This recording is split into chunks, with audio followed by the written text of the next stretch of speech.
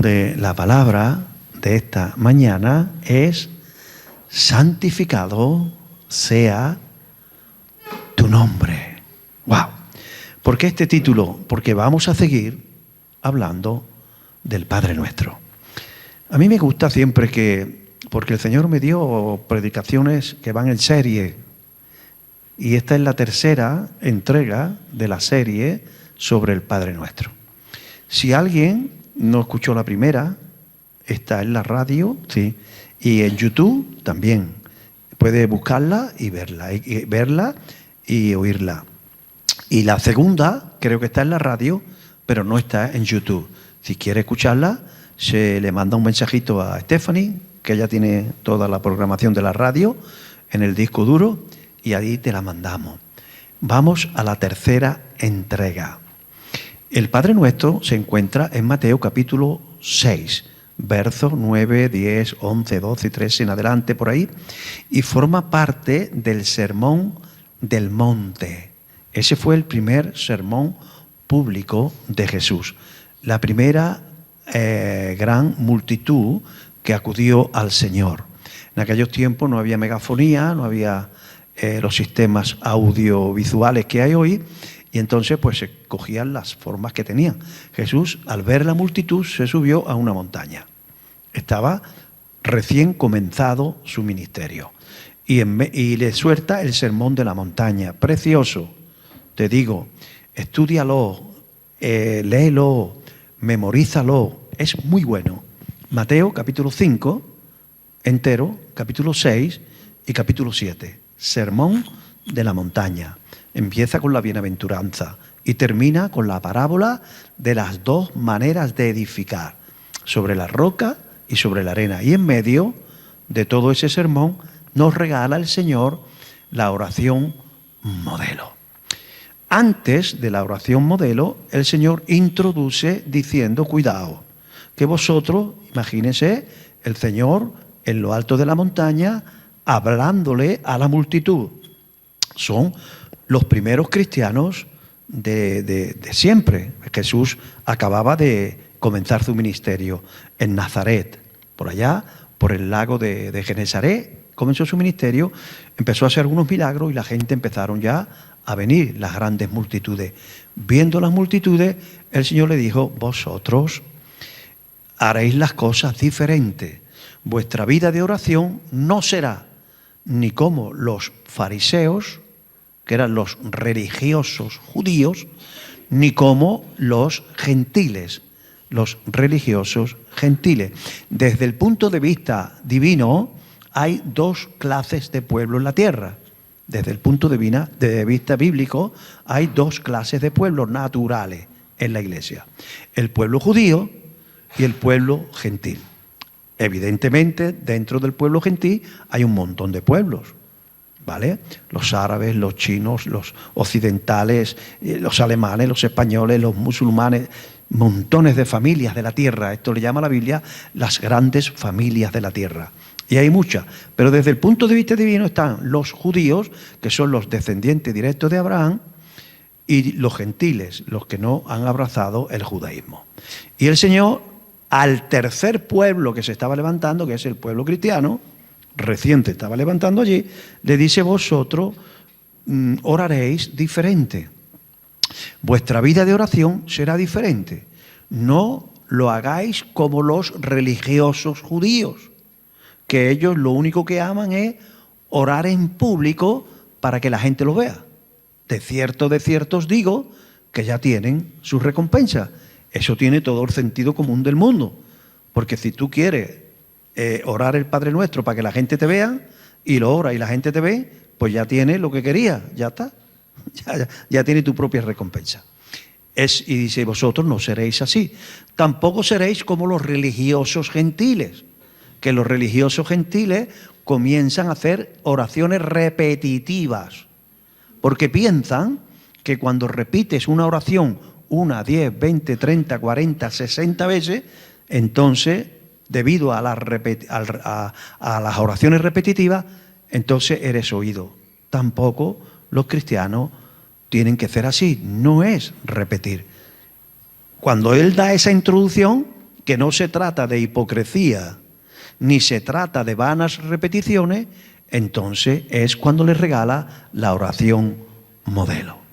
Entonces dice, vosotros pues oraréis así, no de una manera hipócrita, no de una manera repetitiva, que es de una manera hipócrita.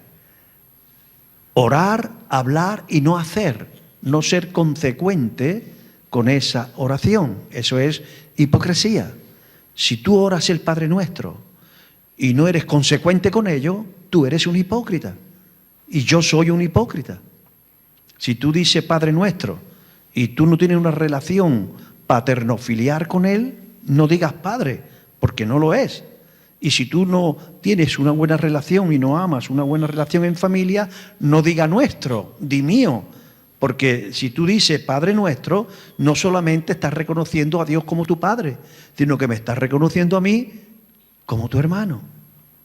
Esa es la manera en la que el Señor nos enseñó a orar el Padre Nuestro. No de una manera hipócrita, ni tampoco para ser visto.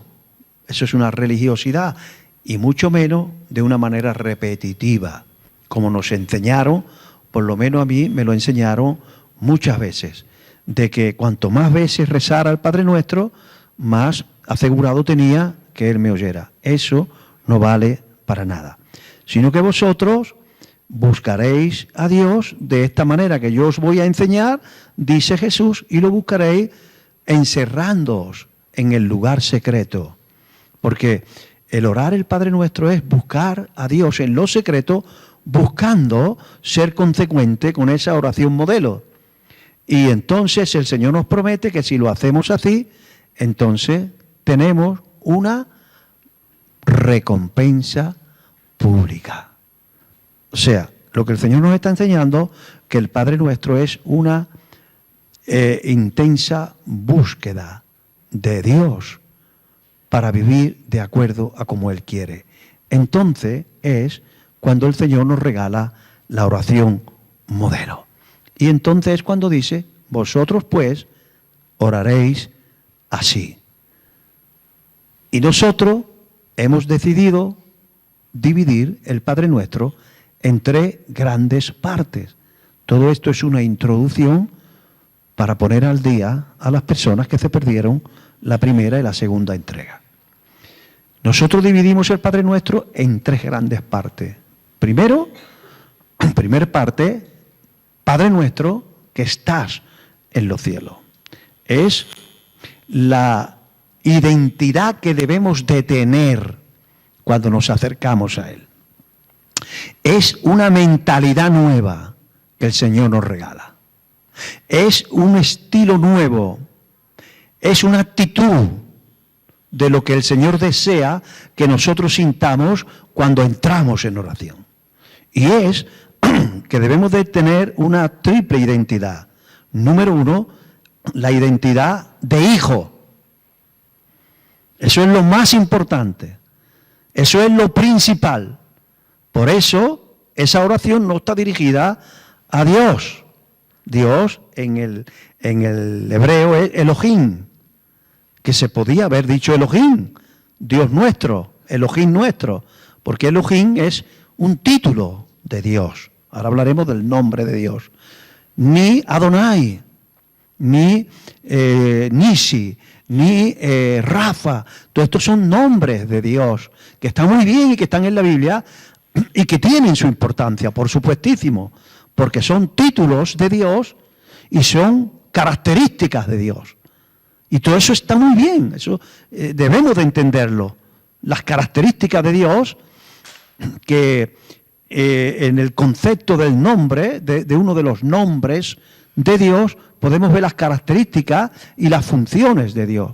Pero cuando nos acercamos a Él, nuestra identidad primera es que te estás acercando, cuidado, a tu Padre, que quiere que tú te sientas hijo e hija. ¡Wow! Y tiene todo el sentido del mundo, porque seguro que mi madre lo que más quiere de mí es que yo sienta que ella es mi madre.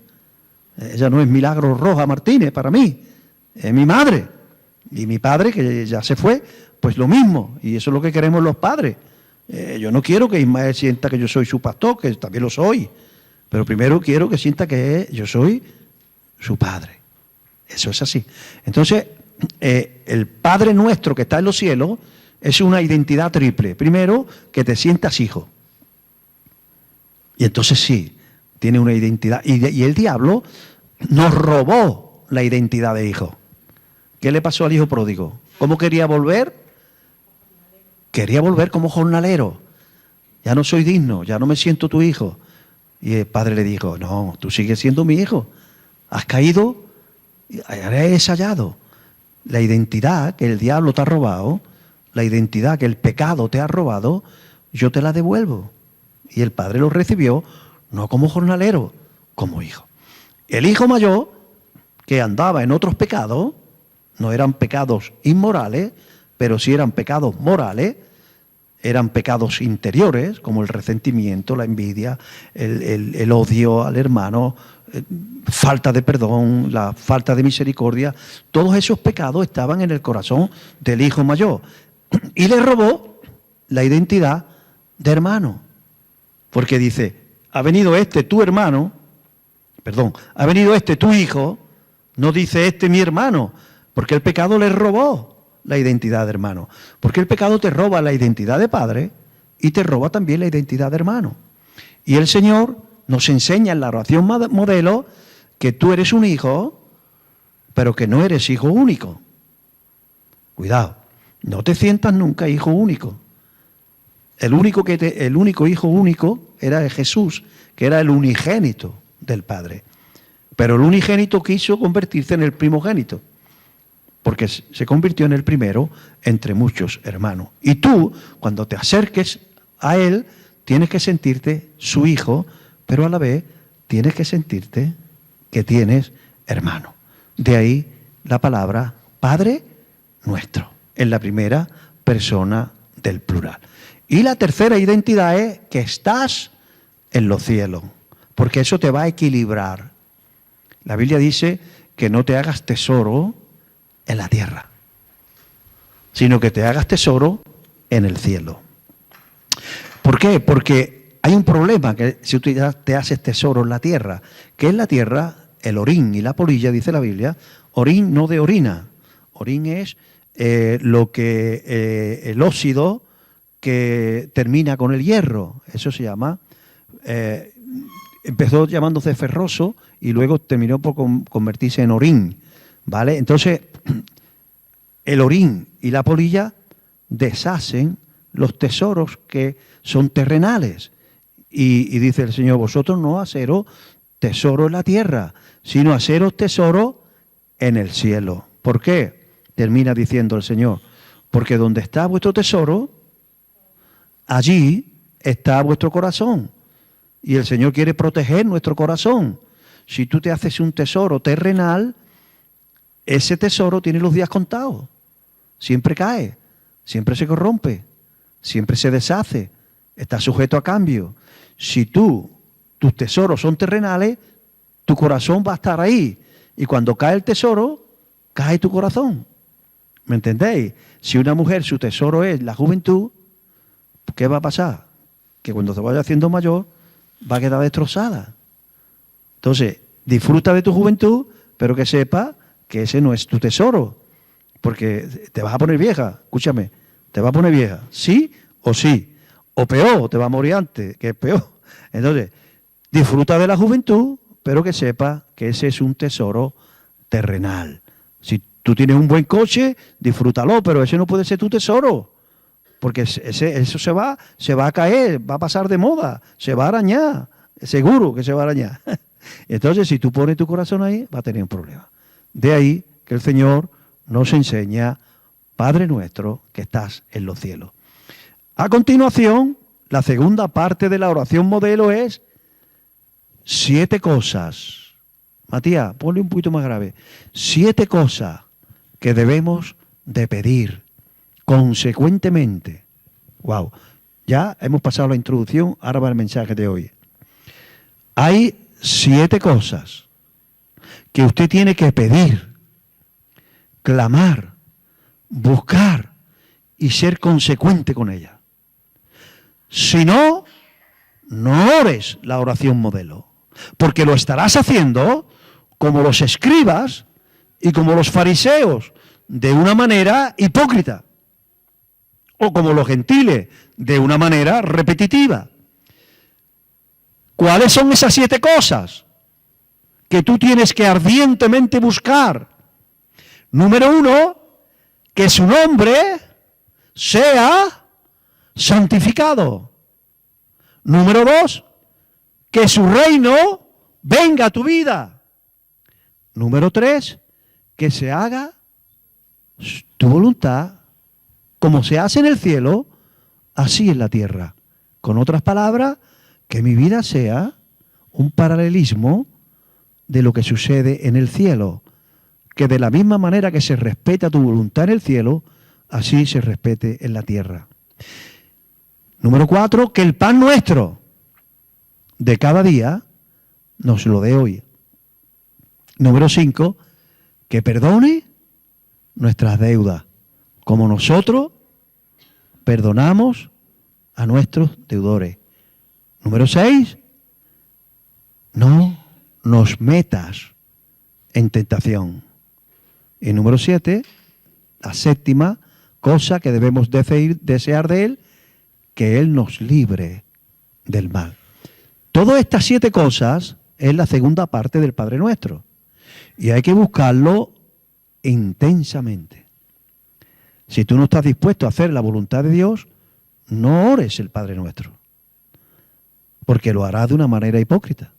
Si tú no quieres estar lejos de las tentaciones, sino que a ti te gusta jugar con las tentaciones, a ver si caigo, a ver si no caigo, no ores el Padre Nuestro, porque el Padre Nuestro dice, no nos metas en tentación, porque cuando tú estás diciendo, no me metas en tentación, Él tiene el poder total y absoluto para librarte de las tentaciones. Pero cuando tú buscas las tentaciones, en justicia, Él no puede librarte. ¿Me está entendiendo? Porque eso sería provocar a Dios. Y la palabra dice, no provocarás al Señor tu Dios.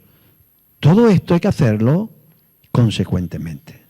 Y la última parte sería, porque tuyo es el reino, tuyo es el poder y tuya es toda la gloria. Cuando empecemos a alcanzar todo esto, podemos disfrutar del reino, podemos ser posicionados en el reino, podemos y debemos ser súbditos de ese reino. Pero es que sepa que el reino tiene un dueño. ¿Quién es el dueño? El rey, porque tuyo es el reino. Puedes disfrutar del poder que emana de ese reino. Puedes disfrutar de la capacidad, porque el poder de Dios se te da, se te otorga para que lo disfrute. Pero que sepa que ese poder tiene un reino, ese poder tiene un dueño. ¿Quién es ese dueño? Por eso dice, porque tuyo es el reino, tuyo es el poder. Y lo último, y quizás lo más importante, para no desequilibrarte, porque cuando vas a conseguir cosas en el reino, cuando vas a ministrar poder del reino, cuando vas a tener capacidades de hacer cosas en el reino, eso produce una gloria. Pero esa gloria nunca es tuya, es de Él. Porque si caes en vanagloria, ¡buah!, inmediatamente hay un freno y el Señor para su gracia. Por eso siempre hay que terminar el Padre Nuestro de la misma manera, siendo consecuente con ello. Porque tuyo es el reino, tuyo es el poder y tuya es toda la gloria. Amén. Bueno, ahora sí, estamos más preparados todavía para entrar en la primera gran cosa que tenemos que buscar de nuestro Padre. ¿Cuál es? Santificado sea tu nombre. Wow. Para entender eso, tengo que contextualizaros un poquito en la mente hebrea y aramea. De esas 10, 15 mil personas, me imagino que habrían allí, al pie de la montaña, escuchando a un hebreo que hablaba en arameo, diciendo, santificado, vosotros pues oraréis así, santificado sea tu nombre. Wow. ¿A qué nombre se estaba refiriendo? Ahora la cosa se pone buena para los que quieren aprender, para los que quieren no solamente sentir la vida cristiana, sino entender, ser inteligente. Me sorprendió una vez, no le voy a decir que estamos grabando quién, pero una persona no de la iglesia, un ministerio, no pentecostal, y hablando, un buen hombre, me cayó muy bien este hombre, pero él me dijo, tú eres pentecostal, ¿verdad? Digo, sí, yo soy pentecostal. Dicen, yo no, yo soy más intelectual. Entonces me dijo entre líneas que los pentecostales no somos intelectuales. Perdón, somos muy inteligentes los pentecostales, ¿vale? Entonces, quiero darte un poquito de inteligencia espiritual. ¿Qué estaban sintiendo esos 10, 15, 20 mil hebreos, arameos, que hablaban el arameo? El arameo es la lengua madre del hebreo. Lo mismo que el latín es la lengua madre del español, pues el arameo es la lengua madre de los hebreos. Y en arameo, Jesús hablaba arameo, no hablaba hebreo. Hablaba arameo, los apóstoles también. Y cuando Jesús dijo, vosotros pues oraréis así, santificado sea tu nombre. ¿A qué nombre se estaba refiriendo? Porque ¿cuántos nombres tiene Dios en la Biblia? ¿Cuántos nombres? Muchos. Nisi, Adonai, Elohim, Jehová o Yahvé, Rafa, el Shaddai. Todo esto son nombres de Dios. Pero uno, porque Jesús no dijo santificado, Jesús no dijo que yo orara así, santificado sea tus nombres. ¿Qué dijo? Santificado sea tu nombre. Se estaba refiriendo a un nombre, al nombre más especial y más sagrado que tenía y que tiene el pueblo judío. Un nombre que es el nombre personal de Dios. Porque los otros nombres son nombres, conceptos que traen títulos de Dios, o funciones de Dios, o características de Dios. Por ejemplo, Nisi es un nombre de Dios, pero es una característica, es que Dios es nuestra bandera, nuestro estandarte. Otro nombre de Dios es Rafa. Yo me llamo Rafael. Todos los nombres que terminan en él significa Dios. Rafa significa sanidad o médico.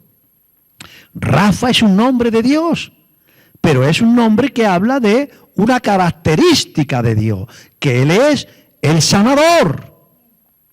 ¿Me entendéis? Cuando dice Elohim, es un nombre precioso de Dios, pero Elohim es un título de Dios, es lo que realmente se traduce como Dios. Elohim es soberano. Elohim es por encima de todo. Es como el gran soberano del universo. Esa es la traducción más exacta a decir Dios. Es un título de Dios. Y así como así todos los nombres en plural de Dios. Funciones o títulos de Dios. Adonai significa dueño, amo. Cuando decimos Adonai, tú eres mi Adonai. Estamos diciendo, tú eres mi dueño. Y eso está muy bien, porque Dios es nuestro dueño. Cuando decimos Elohim, estamos diciendo, tú eres mi soberano. Cuando decimos el Shaddai, Estamos diciendo, tú eres el que me amamanta, el que me alimenta, el que me sustenta. Y todos esos nombres fueron viniendo a través de los siglos como revelaciones de la persona de Dios. Pero a ninguno de estos nombres se refería Jesús cuando dijo en el Sermón del Monte, santificado sea tu nombre. Porque él se estaba refiriendo al nombre personal de Dios. Y este que vais a ver a continuación es el nombre personal de Dios. Figura número 1. Este es el nombre personal de Dios. Este es el tetragramatón. Aquí os doy inteligencia espiritual. Estos son 4 letras, tetra. ¿Quién no ha jugado al Tetris? ¿Por qué el Tetris? Porque son 4, siempre es 4. Tetra significa 4. Este es el tetragramatón. Estos son 4 letras. El arameo se lee de izquierda a derecha, al revés del español. Esta es, yo lo señalo aquí, ahí lo veis, aquí a la izquierda, esta de arribita, de a la izquierda es una yod. Es una letra aramea que significa, que se pronuncia yod, como la I griega. Yod. La segunda es una hav, que es como una H o como una J, pero no como una J de Jaén. No es una ja, es como una J de Cádiz, una ja. Así hablaban los arameos. La primera es una yo y la segunda es una ja. La tercera es una va, que se pronuncia como una V, va. Yod, ha, vad, ha. Otra vez. Son 4 consonantes. Yo, ja, va, ja. Pásame la figura número 2, que lo voy a ver ahora en español, que ya se lee de izquierda a derecha. Y, H, W, H.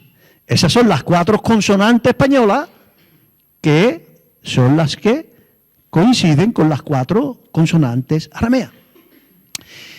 Ese es el nombre personal de Dios. Tenemos un problema. ¿Cómo se pronuncia esto? Porque son 4 consonantes.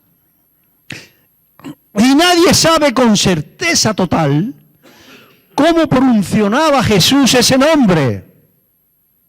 ¿Cómo pronunciaban los arameos ese nombre? ¿Cómo pronunciaban los hebreos ese nombre? ¿Saben por qué no se sabe con exactitud? Porque el alfabeto hebreo, el alfabeto arameo, las consonantes se emplean habladas, pero no se escriben. No existe la A, E, I, O, U, que son las letras vocales que acompañan a las consonantes. El hebreo solamente tiene consonantes, pero el hebreo nativo sabe qué vocal le pertenece, hablada por inercia, pero no está escrito. Al no tener nosotros las vocales correspondientes, yo voy a pronunciar esto sin vocales, sería algo así. No tiene sentido. Necesitamos ponerle ¿qué? Vocales. Si yo le pongo E, O, A, leería Jehová. Si yo le pongo A-E, se leería Yahvé. ¿Me entendéis? Entonces, nadie sabe con certeza cómo pronunciaba un hebreo de hace 2000 años el nombre propio de Dios. Por eso es que en algunas Biblias aparecen Jehová. En otras aparecen Jehová, cambiándole el acento. En otras, Yahvé. En otras, Yahweh. Porque nadie sabe con certeza. ¿Y por qué nadie lo sabe? Porque los judíos, con su mente religiosa, interpretaron mal el santificar el nombre de Dios. Y lo guardaron. no lo pronunciaban en público, sino que cuando se referían a Yahweh o a Jehová, tradúcelo como tú quieras, decían Él. De ahí que los nombres españoles que terminan en Él son nombres con ascendencia hebrea y siempre Él significa Dios, porque ellos no decían Yahweh, decía Él. Se callaban la pronunciación. Incluso cuando lo escribían, sí escribían las 4 letras del tetragramatón con una pluma de oro diferente a con la que escribía el resto de la Biblia, de la Torá. Su mente religiosa. Y entonces así, públicamente, nadie sabía cómo se pronunciaba el nombre propio de Dios. Ese es el nombre que Jesús dijo: santificado sea tu nombre. ¿Y por qué quiere el Señor que yo santifique ese nombre? Y no quiere el Señor que yo santifique otro nombre como Elohim, Adonai, Rafa, Jireh, Nisi, etcétera, etcétera. ¿Por qué? ¿Qué tiene ese nombre? No me lo quite. ¿Qué tiene ese nombre que aparece ahí? Eso es. Pónmelo en hebreo, por favor. El otro, el primero. ¿Qué tiene ese nombre? Te voy a hablar un poquito del nombre de Dios, de ese nombre, del tetragramatón. En primer lugar, todos esos nombres en plural, Dios no los reveló a través de personas. Por ejemplo, ¿cómo apareció el nombre Jireh? El nombre Jireh significa proveedor.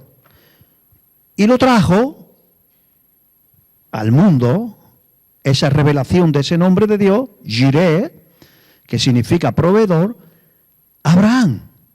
Cuando él iba a matar a Isaac y el Espíritu le dijo: no lo hagas, porque ya veo que eres temeroso de Dios.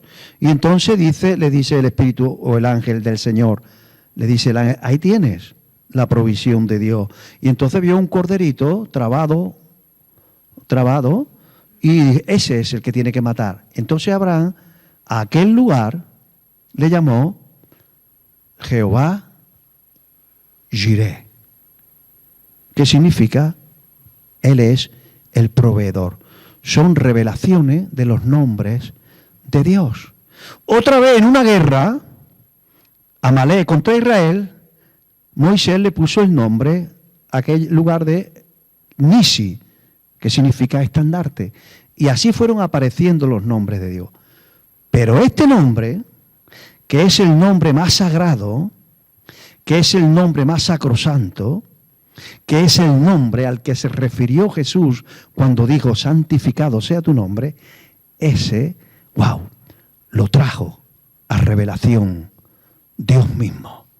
Él dijo: ese es mi nombre. Así quiero que se me conozca para siempre. ¿Cuándo fue eso? Eso está en Éxodo capítulo 3, verso 13 al 15. Mira lo que dice. Dijo, te voy a contextualizar un poquito. 400 años después de la muerte de Abraham, Isaac y Jacob, ellos fueron a Egipto y se quedaron allí 400 años, donde ya habían olvidado los nombres de Dios que Dios había revelado por medio de Abraham, de Isaac y de Jacob. 400 años de esclavitud, habían olvidado todos los nombres. Y entonces viene el llamamiento de Moisés, y Moisés se encuentra con Dios en aquella zarza que ardía. Y Moisés es ordenado por Dios para que vaya a Egipto y saque a su pueblo de allí. Y le dice Moisés a Dios: he aquí que yo llego ahora a los hijos de Israel y les digo: el Dios de vuestros padres me ha enviado a vosotros. si ellos me dicen, si ellos me preguntan o me dicen, ¿cuál es su nombre? Moisés le dice a Dios, ¿qué le respondo? Vengan al contexto. Moisés, en la peña, en el monte Sinaí, recibe el mandato de Dios de ir a Egipto y decirle a Faraón y decirle al pueblo, Dios me ha enviado a sacaros. 400 años llevaban allí y habían olvidado toda la educación espiritual. Habían olvidado los nombres de Dios, ni siquiera se acordaban ya de los nombres del Dios de su padre, Abraham, Isaac y Jacob. Y Moisés le dice, ahora yo llego a ellos y ellos me dirán, Dios te ha dicho que nos vayamos a la tierra prometida. ¿Qué Dios? ¿Cuál es su nombre? Si llevamos allí 400 años, si ya no tenemos ni cultura hebrea, somos 400.000 hombres esclavos, no sabemos nada. ¿De qué Dios me habla? Ellos necesitaban el nombre de Dios, porque ellos dicen, conocemos a Ra, que es el dios Sol, conocemos a la diosa Tal, conocemos a Tamú, conocemos a los dioses egipcios, pero tú, ¿de qué Dios me habla? ¿Y yo qué le digo, Señor? ¿Me envías allí? ¿Qué le digo? ¿Cuál es tu nombre? Respondió, muy bien, Dios, wow, escucha esta. Respondió Dios a Moisés, yo soy el que soy. Y dijo, así dirás a los hijos de Israel, yo soy, y lo pone con mayúscula, me envió a vosotros. Yo soy, me envió a vosotros. Yo soy, es mi nombre. Verso 15. Además dijo Dios a Moisés, así dirás a los hijos de Israel, Jehová, el Dios de vuestros padres, el Dios de Abraham, Dios de Isaac, Dios de Jacob, me ha enviado a vosotros. Ese es mi nombre para siempre. Yo soy. ¿Saben ustedes qué expresión es en arameo? Yo soy. Imagen 1. El tetragramatón significa exactamente yo soy. Dios ha dicho de Él mismo que ese es mi nombre. El yo soy. Wow. Ese es mi nombre para siempre. Ese es el nombre personal de Dios. ¿Y por qué quiere Dios que santifiquemos sobre todo su nombre a este? Porque yo soy habla de la naturaleza de Dios, de la personalidad de Dios. No habla de los títulos de Dios, ni de las características de Dios, ni de las funciones de Dios. El yo soy, el Yahweh, el tetragramatón habla de la naturaleza de Dios, porque lo que Dios quiere es que tú ames y santifique a Él, que tú lo santifiques, que no te vuelques con el título o con la función o con la característica. En otras palabras, Dios quiere que tú le ames a Él por lo que Él es. No por lo que Él tiene, no por lo que Él te da, no por sus títulos, no por sus características, que todo esto está muy bien. Él quiere ser amado y conocido por su naturaleza, por lo que Él es en sí mismo. Y por eso Jesús vino, porque Jesús es el hijo del tetragramatón. Jesús es el hijo de Yahweh. Jesús es el hijo de Jehová, que vino a morir en la cruz para devolverte la intimidad con Él, para que conozcas a Él por lo que Él es. Hay gente que no maduran, que no crecen y que hace 50 años que se convirtieron y están igual. Porque lo único que querían de Dios es la salvación del alma. Y esa es la entrada. Y eso es lo primero que tú necesitas, claro. Pero lo que realmente Él quiere es que cuando ya eres salvo, que le conozcas a Él y que le ames a Él por por lo que Él es. ¿Te imaginas que un hombre amara a su mujer por las caricias que te da? No por lo que ella es en sí mismo. Se sentiría esa mujer una mujer objeto. ¿Te imaginas que yo quiera a mi padre solamente que no tiene bienes? Pero ¿te imaginas que mi padre fuera rico y yo quisiera a mi padre por los millones? Qué triste para un padre, ¿no? Pues Dios quiere que tú le ames por lo que Él es.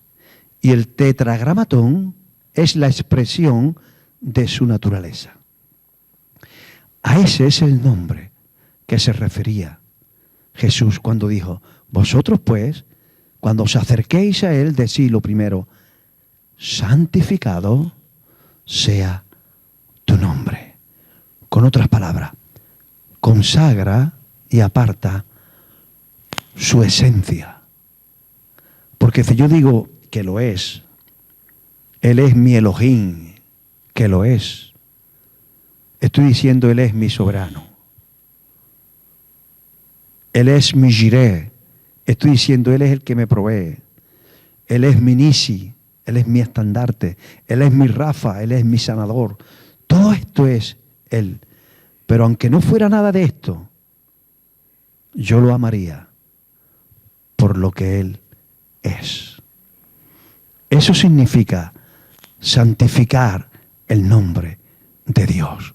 Amarlo por lo que Él es y no por lo que Él te da o por los títulos de Él. ¡Wow! Y esa es la revelación que Él quiere traer a tu vida. Que te enamores de Él, aunque no te dé nada.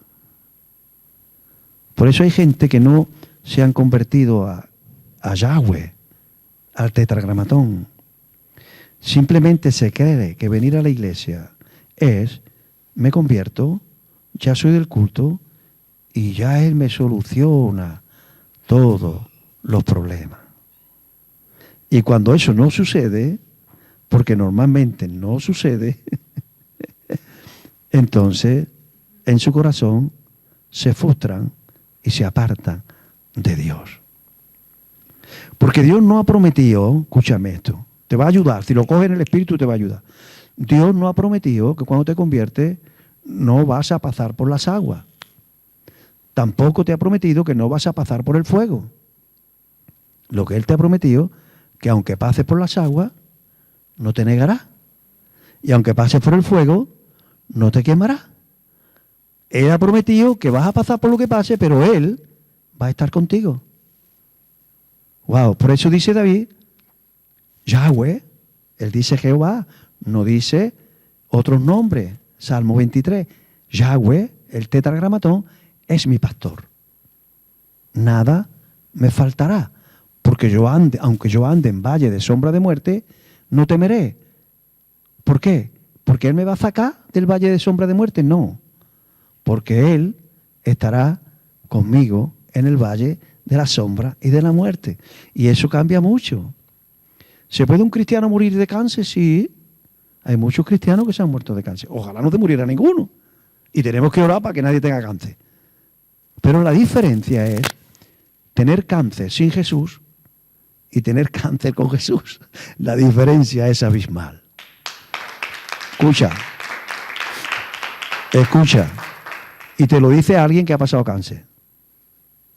Año 2000, 2001. Y los primeros pronósticos eran bastante chungos. Pero Dios estuvo conmigo. ¿Me podía haber muerto? Sí. Pero Dios estuvo conmigo. Y me hubiese muerto en el Señor. Y hubiese cerrado los ojos y inmediatamente hubiera visto una corte de ángeles diciéndome: Rafa, ya has terminado, vamos que te espera el rey. ¡Wow! Y hubiese muerto pensando que mi familia, mi mujer que era joven, mis niños que eran pequeños, yo me voy, pero alguien los va a cuidar, que es mucho más poderoso que yo. No es lo mismo morir de cáncer con Jesús que morir de cáncer sin Jesús. Cuando uno entiende estas cosas, yo no estoy haciendo aquí para que tú no aceptes la enfermedad, no. Tú peleas, luchas, ora para que el Señor te sane. Pero Si por alguna razón que no conocemos no te sana, Él te ha prometido que Él pasará esa enfermedad contigo. Aunque ande en valle de sombra de muerte, no temeré mal alguno, porque tú estarás conmigo. Mira lo que dice Cantar de los Cantares. Cantar de los Cantares habla del nombre de Dios. Cantar de los Cantares, capítulo 1, verso 3. A más del olor de tu suave ungüento, ¿qué dice? Tu nombre. Wow. ¿Qué nombre se está refiriendo ahí? El tetragramatón. A más del olor de los suaves ungüentos, es la sulamita que está empezando a madurar, es el cristiano que está empezando a madurar y él está empezando a descubrir los dones del Espíritu. Está empezando a descubrir los propósitos de Dios para su vida. Está empezando a descubrir los talentos. Está empezando a descubrir el ministerio. Está empezando a descubrir la posición en el reino. Y a eso le llama ella, porque es una parábola entera, el libro de Cantares, ella le llama al olor de tus suaves ungüentos. El ministerio es un ungüento. El don es un ungüento. La posición es un ungüento. El talento es un ungüento. El ministerio es un ungüento. Cada uno es un ungüento especial. Pero ella dice, está muy bien todo esto. Gracias por todo esto. Gracias por el ministerio. Gracias por el don. Gracias por cantar como canto. Gracias porque me ha dado para ser líder de la alabanza. Gracias porque me ha hecho evangelista. Gracias por lo que sea. Pero que sepas algo. Le dice ella a él, la novia al novio, que a más del olor de tus suaves ungüentos, tu nombre es como un ungüento derramado. Lo que ella le está diciendo, gracias por todo lo que me da, pero por encima de eso, tú eres mi tesoro. Tú eres, tú. A más del olor de tus suaves ungüentos, tu nombre. Eso es amar a Dios por lo que Él es y no por lo que Él tiene y no por lo que Él te da. ¿Y sabe qué he descubierto? Que cuanto más ames tú a Dios por lo que Él es, más cosas Él te da. Más posición, más dones. ¿Por qué? Porque Él sabe que tú no vas a hacer de eso tu tesoro principal. Tu tesoro principal es Él, no lo que Él te da. Ese fue el problema que tuvo Adán. Que Dios le dijo, toma, mira lo que te voy a regalar. Y dice, nada, una anestesia general. Le inyectó, no sé lo que le inyectaría, pero se quedó Adán groque. Y sacó una costilla. ¡Wow! Y formó una mujer. Casi tan guapa como Lidia. Casi. Cuidado. Y cuando Adán abrió los ojos, digo, mamá mía, ¿esto qué es, hijo? Se parece a mí, pero no es como yo. ¡Qué pelo! ¡Qué guapa! Ya está. Ya está. Y yo le digo, es para ti. ¿Te gusta? Y dice, ¡wow! Me encanta. ¡Puf! Esto es lo que yo... Vamos, esto es una maravilla. Y esa criatura, ese regalo, pasando el tiempo, le dijo, marido, ¿qué pasa, mujer? He comido del árbol. Dios dice que el árbol era para muerte. ¿Qué va? Es mentira. Yo lo he comido. Cómetelo conmigo. Ya ella estaba en pecado. Sus ojos ya no brillaban como antes. Había perdido la inocencia. Y Adán dice, ¿ahora qué hago?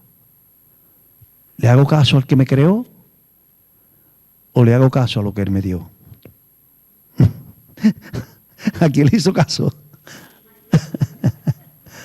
¡Wow! Desde ese momento, Dios decía, cada vez que haga algo con el hombre, primero me voy a asegurar que me va a amar a mí. No por nada, porque te desequilibra. Por eso el primer mandamiento es, amarás al Señor por encima de todo. ¿Es porque Dios es egoísta? No. es porque eso nos equilibra. Mira, el hijo de Yahweh, ¿sabe cómo se llamaba en hebreo? Yeshua. Yeshua es el nombre arameo de Jesús, Yeshua. ¿Sabe qué es Yeshua? Es un nombre compuesto. Es Yah, que es una abreviatura del tetragramatón, le acompaña otro concepto que es Salvador. Jesús significa el tetragramatón hecho carne para salvarte. Por eso, cuando Él bajó la unción, con esto quiero terminar, una vez dijo, yo soy. No lo dijo en español, lo dijo en arameo. Pronunció el tetragramatón. ¿Sabe qué pasó? Estoy hablando del huerto del Getsemaní. Vinieron para prenderle, con antorchas y con palos, y con espadas y con cosas feas para prenderlo. Y le dijeron, él le dijo, ¿a quién buscáis? Ellos dijeron, a Jesús Nazareno. Él se levantó y dijo, yo soy, pero en hebreo, Yahweh, o Jehová, el tetragramatón. Él pronunció el tetragramatón. ¿Y sabe qué pasó con aquella turba? Que se volvieron atrás y cayeron en tierra, porque no soportaron la unción de ese nombre en los labios de Jesús de Nazaret. ¡Wow! Porque Jesús es el tetragramatón hecho carne. ¡Wow! ¿Y por qué se hizo carne? Para que nosotros pudiéramos tener contacto con Él. Porque con Él glorificado no podíamos a causa del pecado. Pero Él a través de Jesús volvió a tener comunión con Él. Otro día, Él se quedó en la montaña a orar. Y los apóstoles cruzaron el mar de Galilea en barco. Y a la mitad del lago se levantó una gran tempestad. Y Él, el Hijo de Dios, el Hijo de Yahweh, el Hijo del tetragramatón, hizo un milagro extraordinario, bajó de la montaña. Me imagino que bajaría levitando, corriendo, porque de pronto estaba al lado del barco con los intermitentes sacados adelantándolo. Y ellos, un fantasma, muriéndose de miedo. Imagínense, cerca de la cuarta vigilia, en la madrugada, 5 de la mañana, el mar de Galilea que tiene algunas tempestades horribles. Y empiezan a clamar, a llorar, a gemir. Y Él dice, wow, ¿qué le dice? Tened ánimo, yo soy. Wow. ¿Te hablo un poquito del ánimo? No pasa nada. Si hay que cortarlo, se corta. Stephanie, llevamos 55 minutos. Saludamos a la gente de la radio. Un aplauso a la gente de la radio. Tú sigue. Vosotros seguís grabando. ¿Vale? Porque esto está muy interesante. Para que eso se lo tome el tabernáculo y los que me ven. Pues. Escuche. Jesús le dice, tened ánimo. Yo soy. ¿Sabe lo que es el ánimo? Ánimo viene de la palabra neuma. Ánimo es tener neuma. ¿Sabes lo que es el neuma? ¿Tú sabes quién es el neumatólogo? ¿Quién es? Pilar el neumatólogo. ¿No sabe? ¿Quién? ¿Mae? ¿Quién es el neumatólogo? Eso es. ¿El que te ve qué? Ahí está. El que estudia el órgano respiratorio. Porque neuma es aire, es oxígeno. Y de ahí viene la palabra ánimo. El aire físico es el oxígeno para el cuerpo. El neuma espiritual es el oxígeno del alma. Wow. Cuando vienen los problemas y te desanima, te falta el neuma. Y desmaya. Ya no puedo más. Se acabó. Me superó. Y entonces te desalienta. Porque pierdes ¿qué? El aliento. El aliento, el neuma, es lo mismo. Y viene Jesús y dice, ten neuma, yo soy. ¡Wow!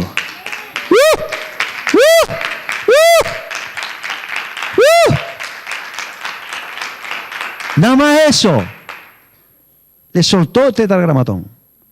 Porque el tetragramatón, el yo soy, wow, es como un cheque en blanco que Dios te da para que recibas neuma del cielo.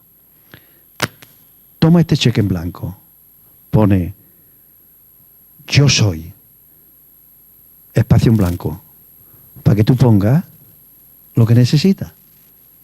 ¿Qué necesita? ¿Provisión? Pues pon ahí Yahweh, Jireh. ¿Qué necesita? Cuidado, pon ahí Dios dice, yo soy quien te cuida. Yo soy, ¿qué pasa? ¿Que has muerto? Pues pon ahí, yo soy el que te resucita. Yo soy el que te espera en el cielo. ¿Qué pasa? ¿Que te has muerto joven y has dejado niños pequeñitos? Pues pon ahí, yo soy el que cuida a tus pequeños. Yo soy el que cuida a tu madre. Yo soy, a veces yo me desespero, se me va el neuma pastoral y digo, ¿cómo vamos a pagar dentro de 3 meses? Y una vez el Señor me dijo, ¿tú crees que a mí me cuesta trabajo darte para que pagues el local? ¿Tú crees que yo no soy suficientemente omnipotente? Pero claro, esa es la teórica. La práctica es otra. Por eso Él le dijo, ¿qué pasa? ¿Estáis miedo? ¿Vaya a morir? Tened ánimo. Yo soy. ¡Wow! ¿Estás enfermo? ¿No sana? Busca tu sanidad, haces bien. Pero yo soy el que está por encima de eso. ¡Wow! Yo soy el que te fortalezco. Yo soy. Yo soy es un cheque en blanco que te lo ha dado el Señor. Rellénalo. Porque si yo soy multimillonario y te doy un cheque en blanco, pero tú no lo rellenas y vas al banco a cobrarlo, y yo te doy un cheque en blanco firmado por mí, solamente tienes que poner la cantidad. Y por eso dijo, yo soy, ten ánimo. Porque es la única manera de tener ánimo. La revelación de algo que pertenece a su esencia y a su personalidad. Santificado sea tu nombre. Dios les bendiga. Denle un aplauso al Señor. Aleluya. Amén.